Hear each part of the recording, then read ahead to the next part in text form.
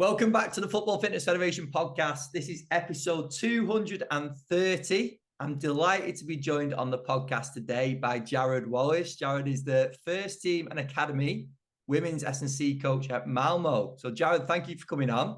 No, pleasure. The pleasure is all mine. Thank you so much. I'll continue the Malmo FF trend with the previous two. You will. I was just about to mention that because I had to go back and double check. We've obviously had Jamie on most recently.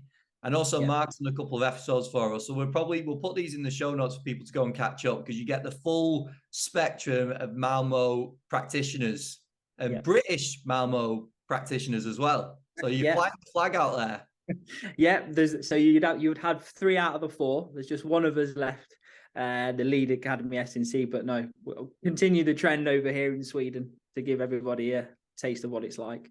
Brilliant, mate. Well, we'll get into that, but let's start on your journey. So can you take us back to what's happened so far? What's led up to the rollover at Malmo?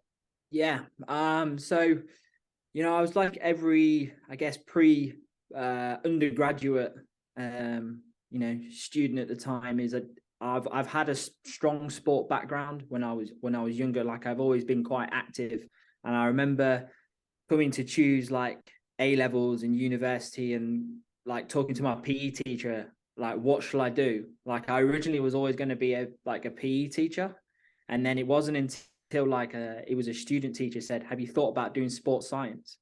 It's a quite broad subject. You'll know the like anatomy and physiology and all of that side from your A-level PE. But you'll learn some new stuff and it opens doors that you might not know. So yeah, I did 3 years at University of Bedfordshire Sport and Exercise Science. Alongside that, I was doing some tennis coaching as well. And I thought this is a good way to get also, real life coaching experience alongside the degree. So I was kind of starting my coaching pathway without really realizing at the time that I was eventually going to end up where I am today. I did the 3 years there. I came out of that degree and I naively thought, I'm a sports scientist now. That's it. I'm ready to go. I'm ready to go professional football. That wasn't the case. You look at the job adverts and you see like 3 to 5 years experience, accreditation, like first aid, CPR. And I was like, right, okay, there's a lot of things I need to do. And I reached out to loads of clubs, the traditional way, email, do you need any like intern work, etc. And I was lucky enough to start at Peterborough United, which isn't too far away from where I'm from. I lived in Leicester. So for me, it was an hour commute. And I predominantly took the under 15s through their sports science and S&C practice. And if I'm honest, at the time, like I thought, yeah, okay, it's great. I take warm-ups and this is really good in professional football. But it wasn't until I took into the gym work and I had to start doing the programming and periodizing their weeks and their training loads and looking at all of that aspect where I thought, this is a weakness here. What is it I can do? So I was there for 6 months and then I decided I need to go and do a master's degree. And I decided to do that up in Leeds, at Leeds Beckett, in strength and conditioning. And again, it was a really full-on year, but I took it upon myself to, again, network out. And I worked at Bradford City alongside my studies at Leeds. And I would say that this Bradford City experience for the listeners is if you're in a position where you can associate yourself with a lecturer who's in at a professional club, whether that be any sport, anything can happen. And what happened in my situation is my lecturer actually left the football club. His contract didn't get renewed. And I remember the academy manager turned around to me and said, well, Jared, you've been here like 3 or 4 months, so do you just want to lead the youth team? And I was like, what do you mean lead the youth team? I'm just a master's student. So I actually took it on and I was leading like the under 18s in like a full-time role. Obviously it wasn't paid, but it was fantastic. Really good club, really good culture learning wise.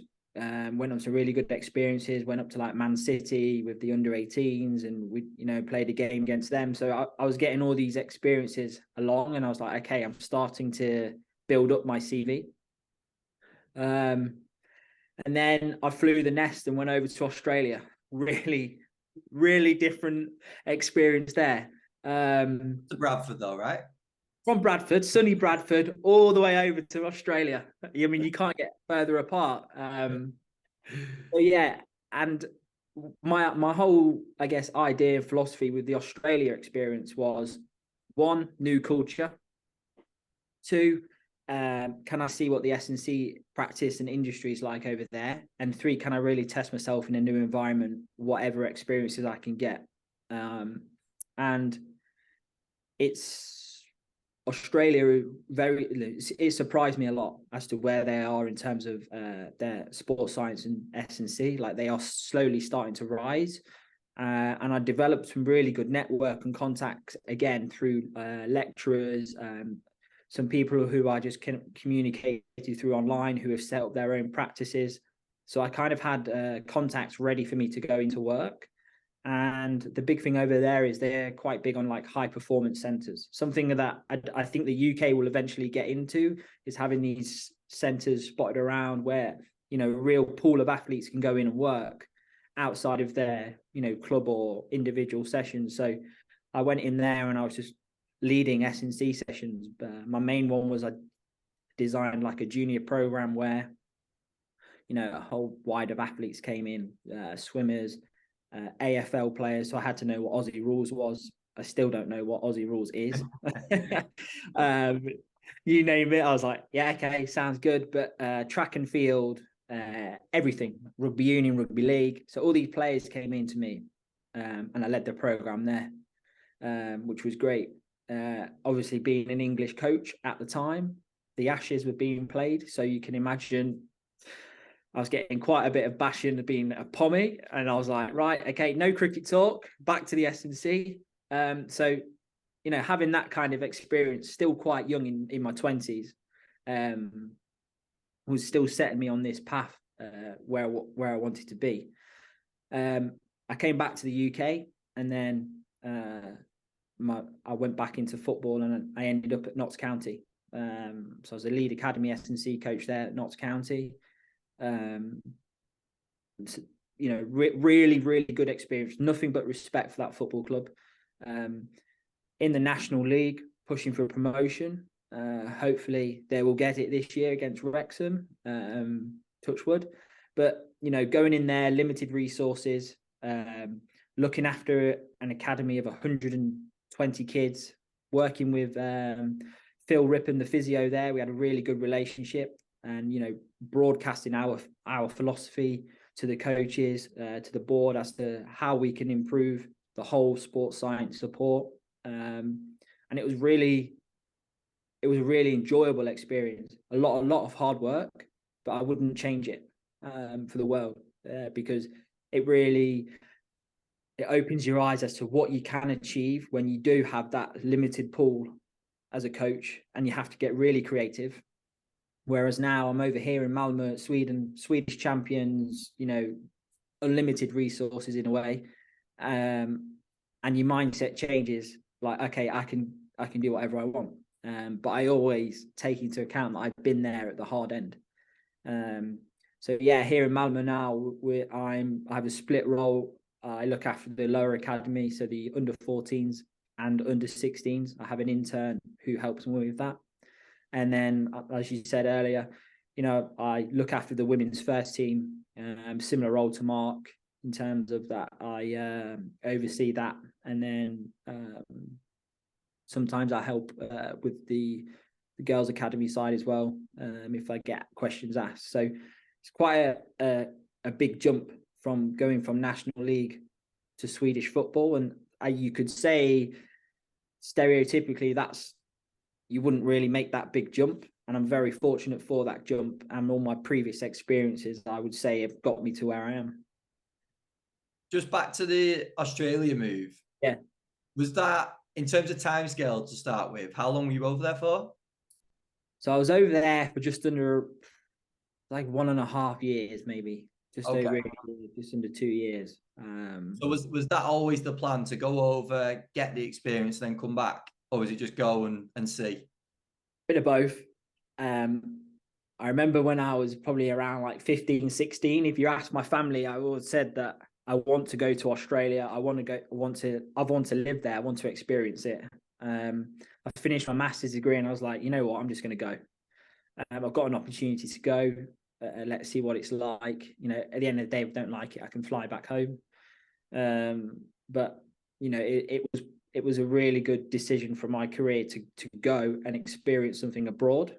And when I've had job interviews in the past, that's something that always I get asked is, oh, we can see you've worked in Australia. Yeah. So having that overseas experience as a practitioner might stand you out when you go for these jobs where, you know, thousands of new graduates are applying. What's that one thing you can stand out from? Oh, he spent time in Australia. That means he can go somewhere by himself. He can settle in. He can get on with it. He can network, you know, and provide. Yeah, it's that commitment, isn't it? Because it's a big change, a big move. So that definitely will stand out. You've sort of referenced obviously the athletes that you've worked with over there, which are different to a point of what you were working with over in the UK and who you work with now. But with all those sports and those athletes, and obviously the Australian way of working as well, what were some of the biggest things that you've brought back and that maybe that you use day to day now? Yeah, I mean, at first, I remember one of the centres I worked down in Adelaide. I was working with AFL draft picks, so these are like the next group of athletes that are going to push to become professional Aussie rule players. And at first, as a young practitioner, you're quite daunted by that. You think, is this guy like famous, or is he quite highly ranked in Australia? So having that no fear factor of working with someone who is very successful in their sport is something I had to learn very quickly. There was the North Queensland Cowboys in the NRL. They used to come and train at our gym, and you're a bit starstruck. But when they came to ask me, like, can you help me with this exercise or assist? I was like, okay, I need to go in and have that mindset where I can help instead of being, I think it's this way. I'm not sure. So taking those life experiences as well. I networked with quite a few like coaches and practitioners. So I tried to pick their minds, like, for example, like, what would you do for a warm-up? Because obviously you have the generic idea of a warm-up of to raise the heart rate, get the muscles warm, stretch, dynamics. But like, what exercises do you do? A big passion of mine is because I have a tennis playing and coaching background. Was I love plyometrics and I love Olympic weightlifting in terms of the training side. So I took it upon myself to learn that, and you know, getting coached into that and then putting that into practice as well is something that I brought back into my work into the UK. So 3 small things which actually played a big part, I would say, as a takeaway. And actually, like, from an individual perspective, I grew so much as a person as well. I was quite, not to say I'm quite shy or introverted, but I kind of just go along things where I was on the other side of the world and I had to get on with work, with like trying to develop. And I came back and a lot more confident in what I do and what I believe in, if that is in terms of like my coaching practice as well. So yeah, it was a whole learning experience, not just to go and travel to see some sun and some nice beaches. It was more an individual pathway kind of thing. It all forms your philosophy though, doesn't it? Like your approach and your philosophy. And I'm sure that's constantly changing as you work in the role that you do now. But those experiences, like you say, we come out of degrees and masters with similar sort of educations, don't we? It's what we stack on top of that. And what you've covered there is some of the reasons why I'm sure you operate the way you do now is because of the experiences you've had. And I think that's really important. Absolutely. Like, a big thing as well is for any of like the S&C practitioners that listen or watch this, is you'll often get asked, what is your coaching philosophy? And you know, I came out of my masters, I probably wouldn't tell you what mine was. I didn't know what my area of expertise or what I believed or was passionate about. I knew that I liked tennis. I knew I played tennis, and I was like, how did I train for that? Well, plyometrics is going to probably be the best way, and all that change of direction work that comes with that. So I was like, okay, so that can be a part of my philosophy. And then I found into the Olympic weightlifting and the benefits all of that brought. and that forms my philosophy as well. So I was like, okay, I can take those two things. And then when I went into Notts County, it's like, okay, I'm now responsible for this whole age group going all the way up to the top. How can I implement what I want to get across? And like, you know, like you think about, you know, build the fundamental movement skills, get them in speed, acceleration, coordination, agility, everything that forms that whole movement profile, and then broadcasting that across. I don't think I would have been able to have done that if I didn't go and work in Australia and develop as a coach. Yeah, 100%. Apart from the bashing you get or got about the Ashes, Yes. how's it been being an English coach abroad? Obviously, currently now as well, over in Sweden. Yeah. Australia is basically like the UK. So, you know, it's fine. You just fit into society and you kind of get on with it. Sweden, well, language barrier number one is something I initially thought I'd struggle with a lot.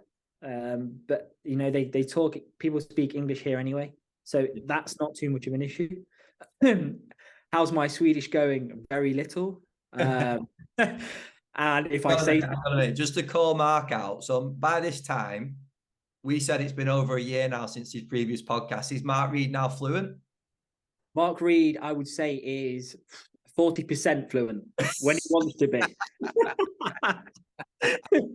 He'll probably hate me for that, but I have heard him speak fluent Swedish. And I'm like, okay, you've been here a while now, Mark.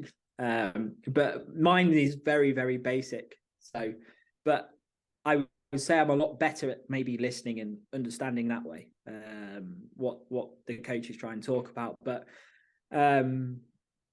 yeah, of course, that was the main worry when I accepted my role here at Malmo. Is okay, it's a language barrier. How's that going to work? But you know, everyone speaks English, which is great. So the communication with the staff, the coaches, whoever it needs to be, you can communicate and get that across. I'd say one of the hardest things would be, as being a British coach, especially now in Europe, that's been a bit of a nightmare in terms of you have to jump through more hoops than Mark would have to have done all those years ago. But you know, having the support of the football club helps you makes things easier instead of you doing it by yourself. But one thing I really am enjoying about Sweden is it's just the lifestyle and the culture here is it's more suited to me. I'd say it's, you know, people just work, and then the weekend is like, if you're not working the weekend, that's your time off, that's your lifestyle. So the work-life balance is very, very good. And I remember Mark, when he interviewed me, he said that was one of the things that he stood out. It's like the work-life balance over here in Sweden is very good, and it helps you have a better quality of life. And I would agree that my quality of life since I have moved over here has been so much better. And Sweden as a whole is definitely outweighed what I had as perception of it, because I'd never been to Sweden before I accepted my role. Yeah, I was going in blind, but it's definitely like the best decision I've made. just a couple of things on that. I know we were joking about the language, but in your experience, how much because this will relate to a lot of people in different countries that maybe are going to work in different countries. How much of a language do we actually need to know, speak, understand, do you think, in your experience when you're working with players? If we talk from a player perspective, is like that's a really good point. I remember delivering my first like athletic development session and thinking how the boy is going to perceive me and how do I perceive onto them. So I've got to be really clear in my coaching cues as to what I want them to do. So I'd say if the language barrier is an issue, or you can get away with certain things, the big thing I found was just to demo everything to start with. Demo. That way, then the boys will know, for example, what a lunge is. If I just say the word lunge, they might go, "What's that?" If I show them the demo of the exercise, hands on hips, oh, I know what that is. Yeah. Then it all comes like a repetitive pattern. and that's the same for both sides. Like, you know, especially into the women's first team role, that's a completely different environment to what the academy side is. So having to go into there, and I remember delivering a prehab session like on my first week, and like I have a name for an exercise which they probably don't know, or they have something completely else, and it's finding that meeting in the middle. Oh, okay, that's what you meant. Yeah, perfect.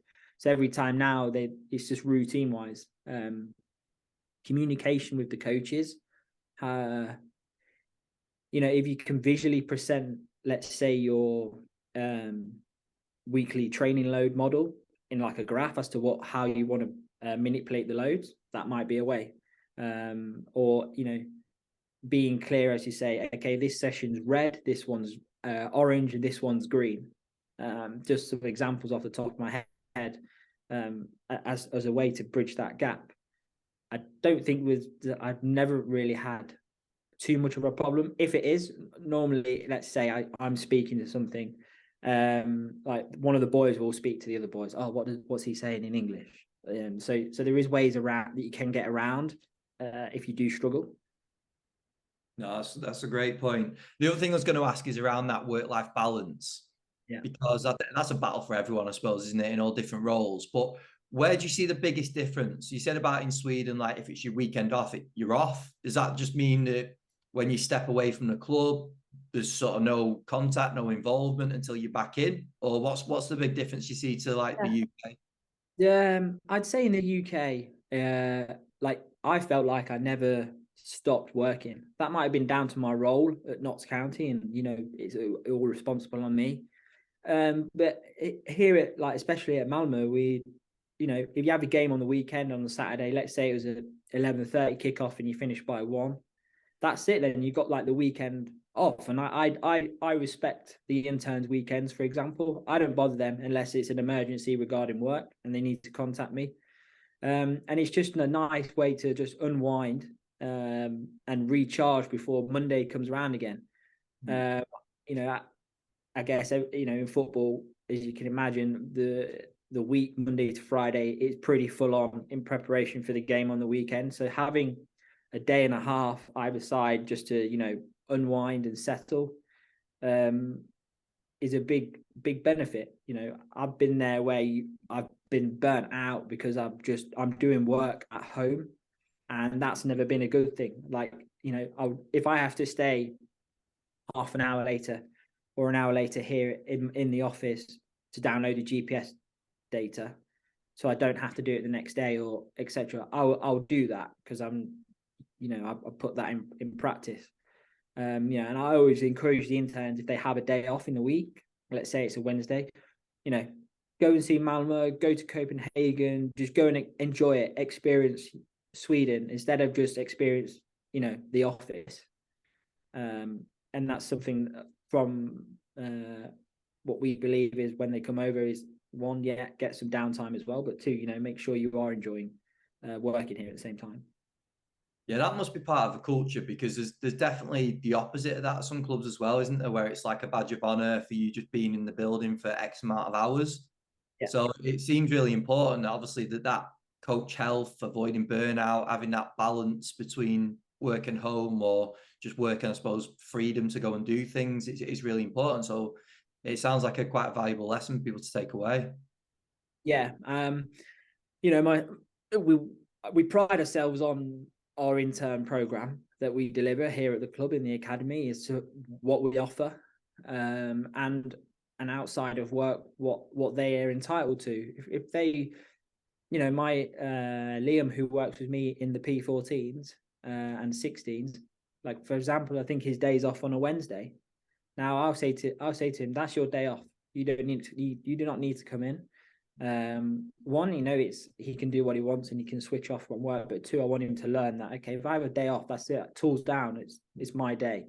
And you know, if there is something that comes up under his role, I can pick that slack up for him, because I'm obviously full-time, I'll be in.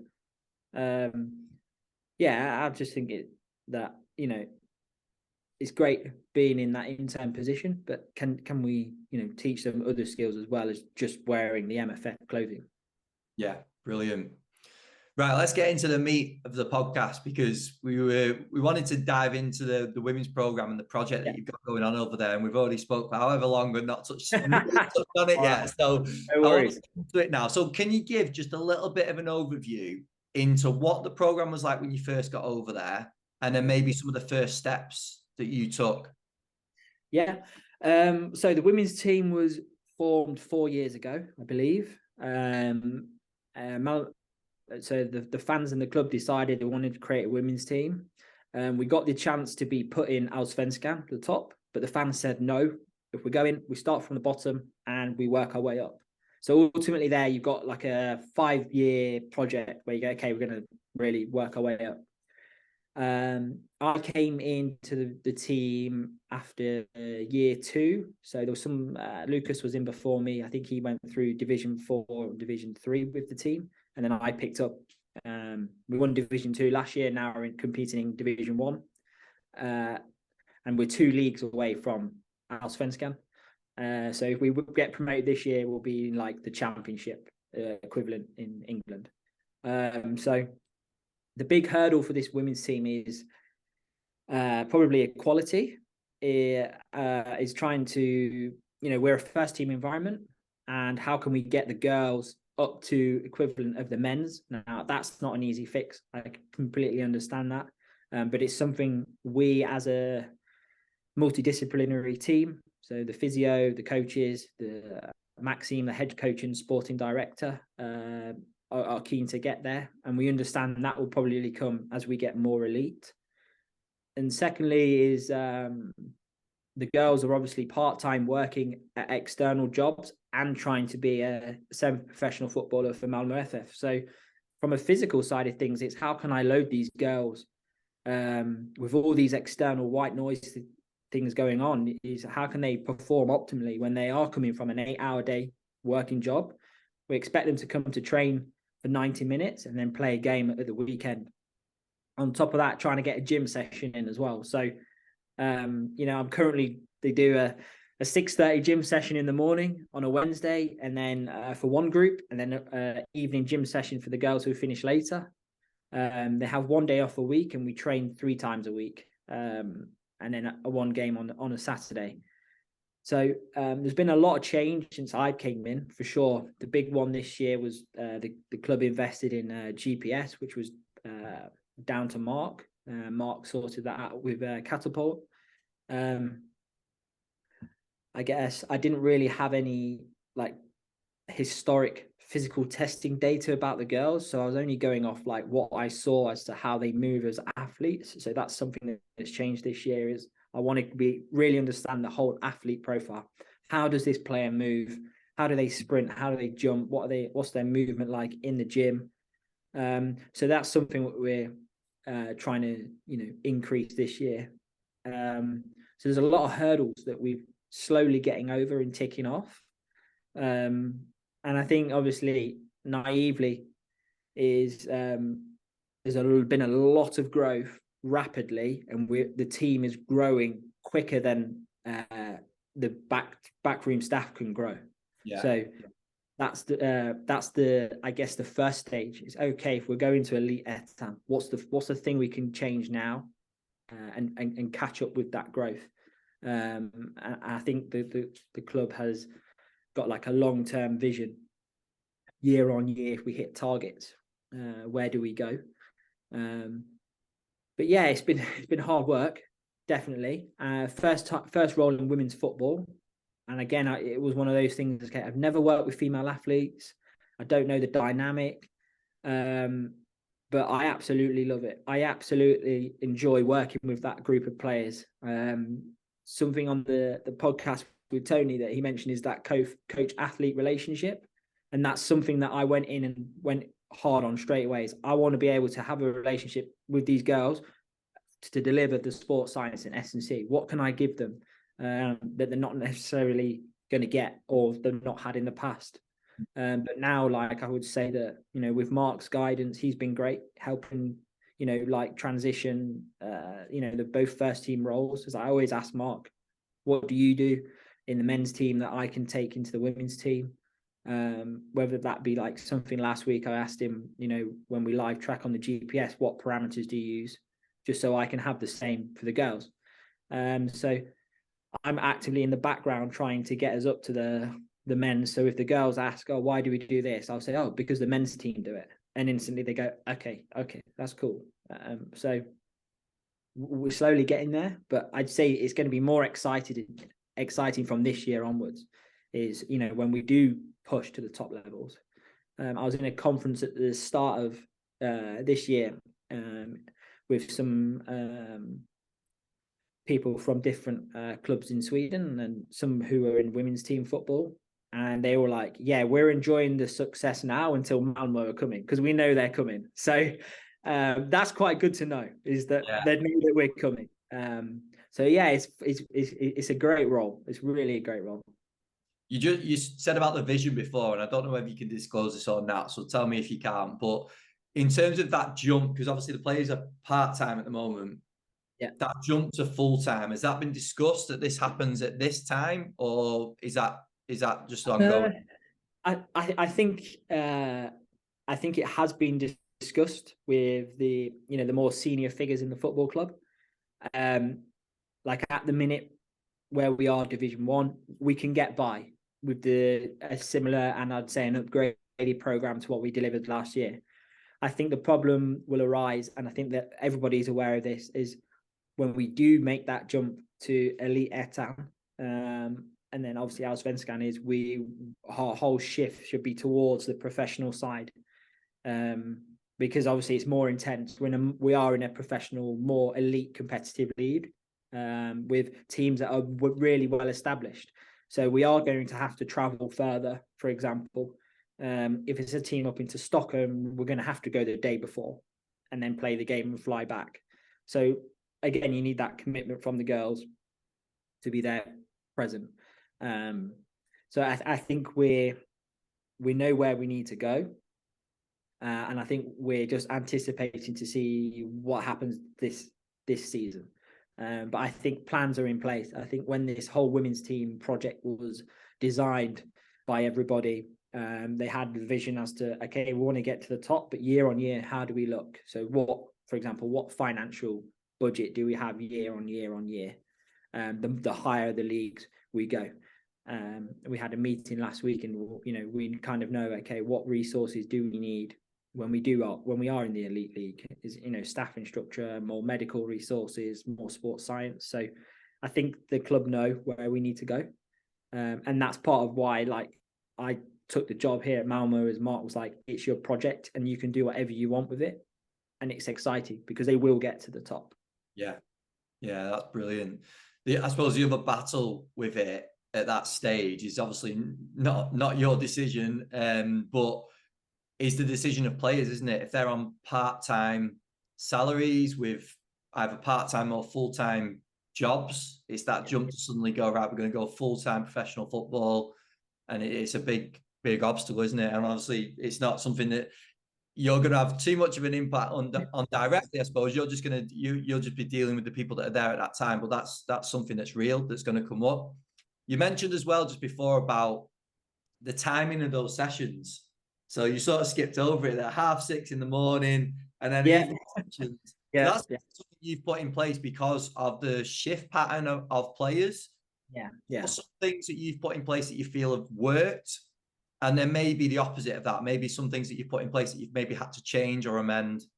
Yeah. So I remember, I sat down with the head coach when I first came in, and I said, okay, I'm not going to change anything for a few months because the girls are, you know, they love routine.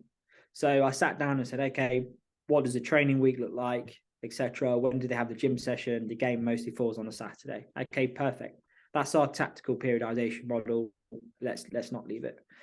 And then it got to a point where after a few months, like, the girls know who I am and vice versa. And I was like, okay, what's the optimal day for you? So you kind of have to kind of like sit them down in a meeting and okay, if we train on Monday, we train on Tuesday, and we train on Thursday, I can't change those days. They're set in stone. That's the day that we have the pitches booked. Okay, right. what does your day look like on a Wednesday? Okay, yeah, cool. I could do a gym session on a Wednesday. All right. Yeah, brilliant. What time works for everyone? And then there was okay, well, I don't finish till 5. Well, I could do it really early in the morning. I was like, okay, right. Then we'll just do a split group. I'll do a 6:30 session. So you can do that before work. And then one in the afternoon when you finish. Cool. And then we stuck with that for last year. Friday was off, Saturday game, Sunday off. That worked well, apart from me for getting out of bed at like 5:30. And then because of nothing's really changing in the, I guess, structure of where we are this year, apart from we have to travel more. So at the start of the season, I sat down with Maxime, the head coach, and said, okay, what's the best optimal week we're going to look at?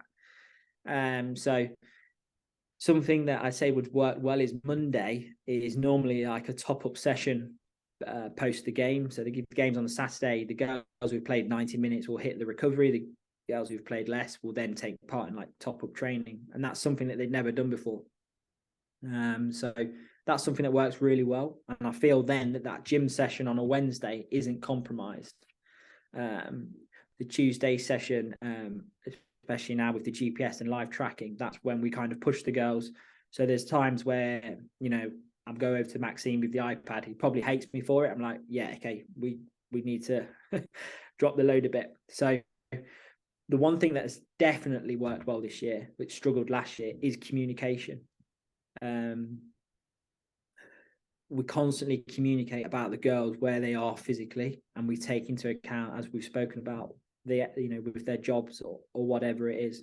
This year we've signed quite a few exciting young players who are probably the future of the women's team. So, taking a girl who's 15 I've got to take care of her growth and maturation. I've got to understand her load. On top of that, she's at school. She has school football sessions. So if she's training twice a week, or 3 times a week with school, 3 times with Malmo FF, gym session, like her load is spiked. So again, there's that kind of things. The things that we probably struggled with, I think we'll struggle with, is travel. The last 3 years, our games have been rarely out of like Skjone, like outside of Malmo. So everything's only been 30 or 40 minutes away. This year, we're traveling 3 or 4 hours to some games. So how am I going to cope with that? Get rid of the saying, the bus legs is when we get to the venue is instead of don't sit in the locker room, go for a walk on the pitch, do your prehab stuff. So, there's a lot of stuff is that we brought in this year that is working well so far.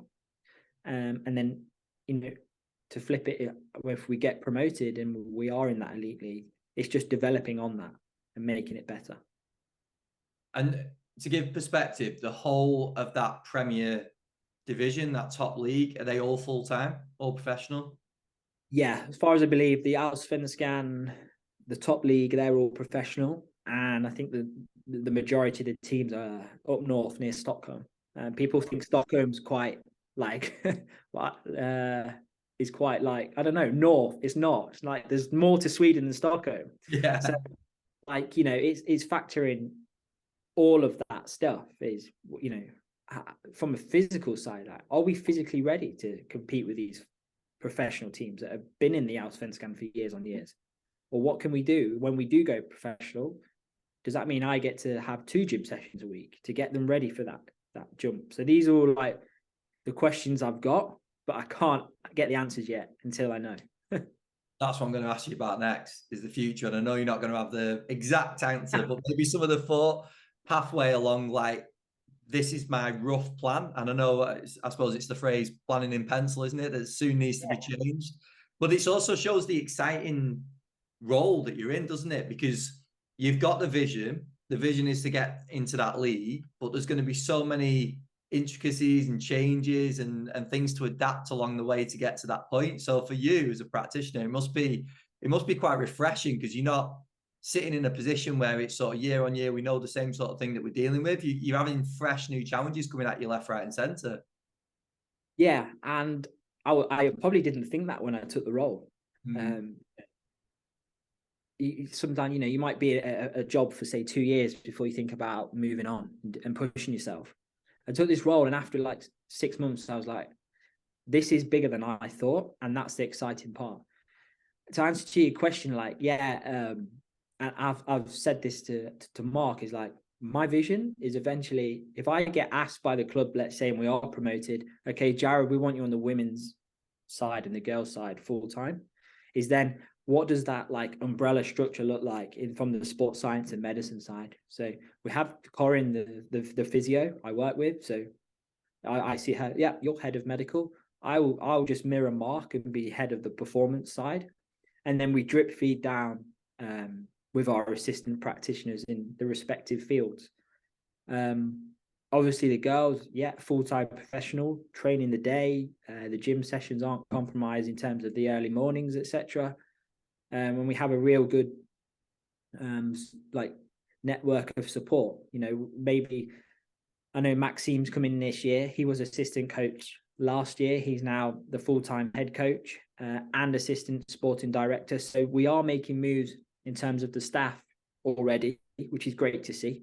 And yeah, it's just, you know, I think in the ideal world is I'm looking at the men's model roughly as to, okay, well, there's Mark, there's Jamie, Miguel, me, and then 2 interns. Okay, can we eventually get that across to the women's and girls side? Absolutely. I think we should look at trying to get the girls side up. You know, recently the boys academy was offered 7 stars, so the best academy in Sweden, and which we're really proud of. And that's something that we'd like to hopefully get on the girls side as well. So it's like, yes, it is the women's, but it's also drip feeding to the girls academy. So I have the vision for the women's team, and then also like a vision for the girls academy too. So it's kind of like a role that I didn't really think about, is like, okay, there's actually a bigger picture than just my S&C role here. There's a lot more that's going to connect the dots. Apologies if you've mentioned this already, but are you same site as is everyone on the same site? Women's team, men's team, academy? Yeah. So yeah, we're all based. So I'm in the stadium now. That's where all our offices are. And then we all, the men's team have a big hybrid pitch that they train on. And obviously they play their games in here. The women's team, we train on the artificial pitches and grass pitches as well. And then we play our games in the old stadium. So we have that infrastructure around the first team environment. There's plans in place to eventually knock down the old stadium and redevelop it all with like an indoor pitch, for example. And then the girls' academy, they use the same gym as the boys' academy do, and they train on the same pitches. So we are all on site. Yeah. But it's about just getting that level up a bit more on the female side. Well, the reason I ask is because you get that real insight, don't you? You obviously have a good relationship with Mark and Jamie, but for the players and other practitioners that are going to be working on the women's side, to see what it looks like on the men's side and that structure, I think is really important, isn't it? And obviously, if you're on different sites, you don't see people. It's probably just by word of mouth, isn't it? But from what you're doing and the way you work, they actually get to see it. Yeah, and I you know, sometimes like even like from a working side of things, I'll get an intern to come in and you know, deliver the athletic development to the women's team, just to get that experience, to see what it's like. And it is there, like, you know, it could be something like, you know, we do get looked after in the women's first team. Like Anders, the kit man, like, you know, delivers the new kit. You know, he makes things, because we are the first team, the women's, and it's important that we say that. And I'm proud to say that we are a first team, and we are Malmo FF, and the responsibility that comes with that. You know, when we play our games in the old stadium, hopefully when the sun's shining and the blue skies, you know, you walk out and they play the Malmo FF music, you know, and it's on a nice grass pitch. So there is that side to it. And I think it's just now, okay, growing, you know, for example, the fan base and growing the MFF women's brand up now as we push for the professional leagues. Brilliant, mate. It's exciting. It's exciting. It really is. The experiences like this, and it's important for the listeners to hear as well, because there's a lot of opportunities out there. And like you've mentioned, there's obviously going to be opportunities coming up out there as well, isn't there? When the staffing grows, like I'm sure there's going to be opportunities that come about. So it's really important for people to hear. I didn't mention this when we were talking about topics, so I hope you're ready for this because we're going to work our way through some of the quick fire questions that we can. Here we go. So I'm just going to drop these on you. Here we go. No, that's fine. Put me on the spot. The first of which I ask is, who have been some of the biggest influences on your career so far? Oh, that is a good question. I would say my lecturer at university, who I worked at Bradford City. So Neil Holmes, he really showed me the ropes.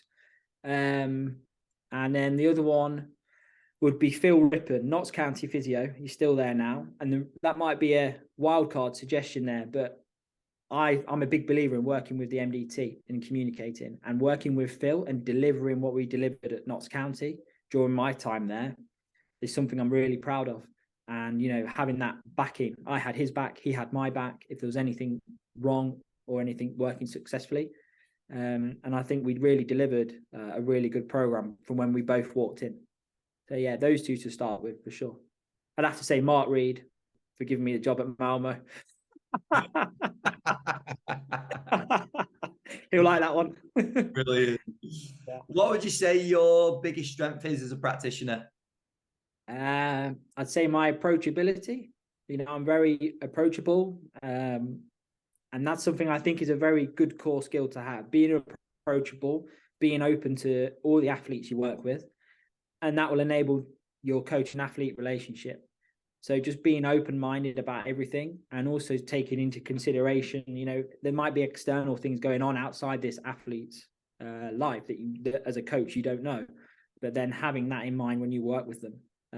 Instead of just being stern-faced military sergeant, do this, do that, is actually be approachable and just be yourself. Yeah, great advice. I'm going to split this into two parts because I'm going to get your advice to a younger Jared. But the first one is pre-degree, because you mentioned before about having an interest in sport, PE. There'll be a lot of people in that sort of mindset. So if you were to speak to that person now, in terms of career advice, what advice would you give them? I would say don't be put off by a challenge or anything you think is difficult.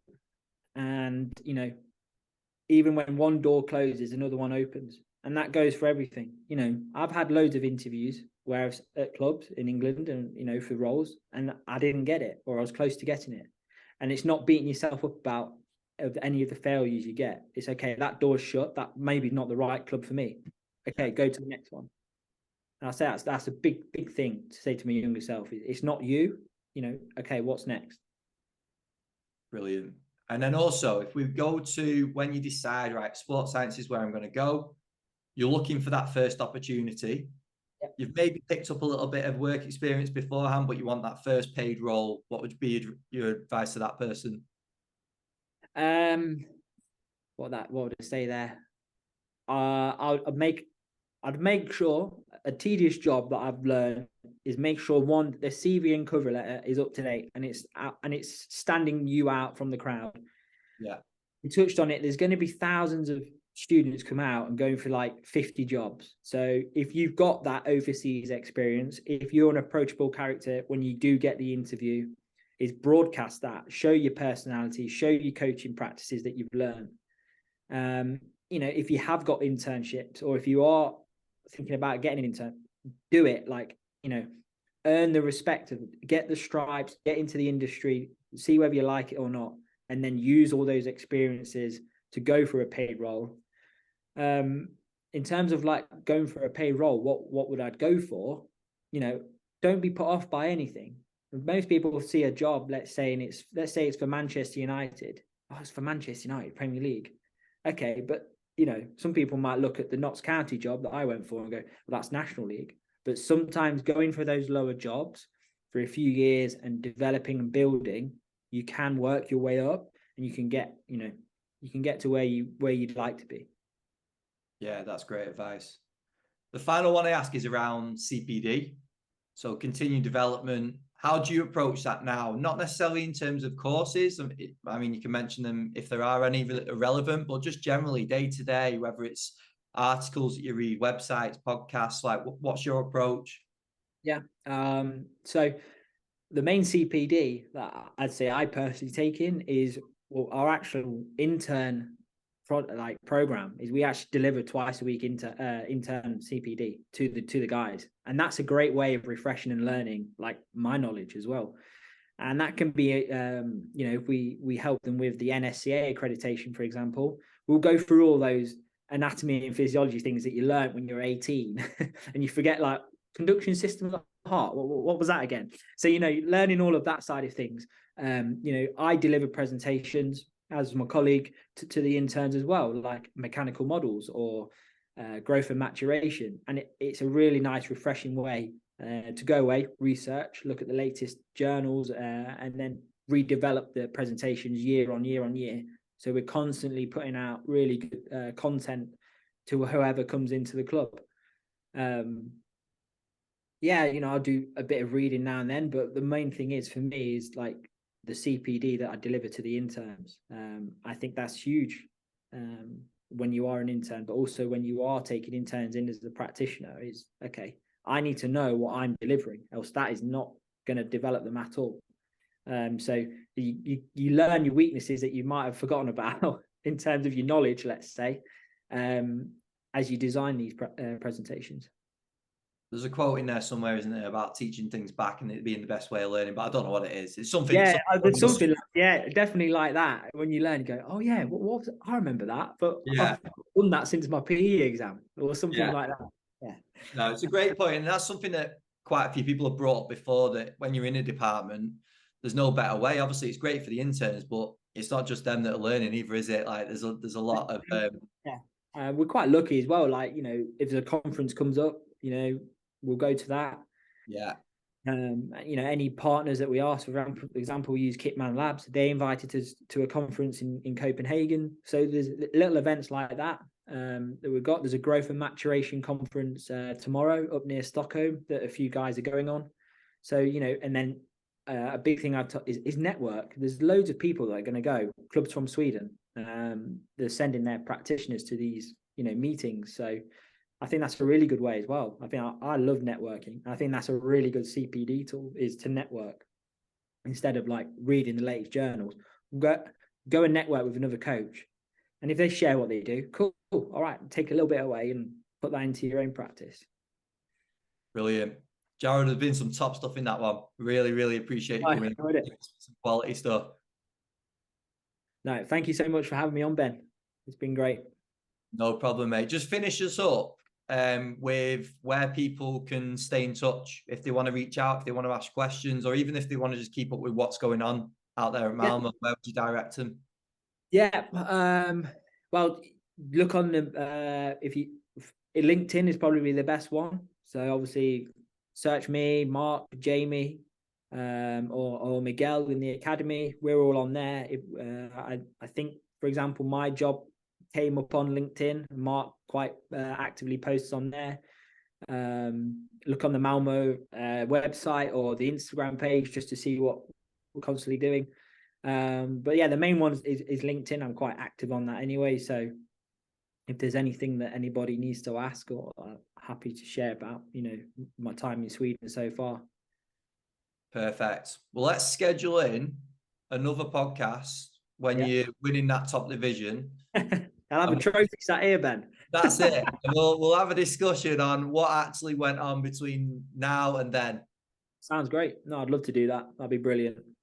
Brilliant, mate. Well, thanks again for coming on. I really appreciate you giving up the time. And we'll stay in touch. Yeah, thanks, Ben. Appreciate it. Cheers.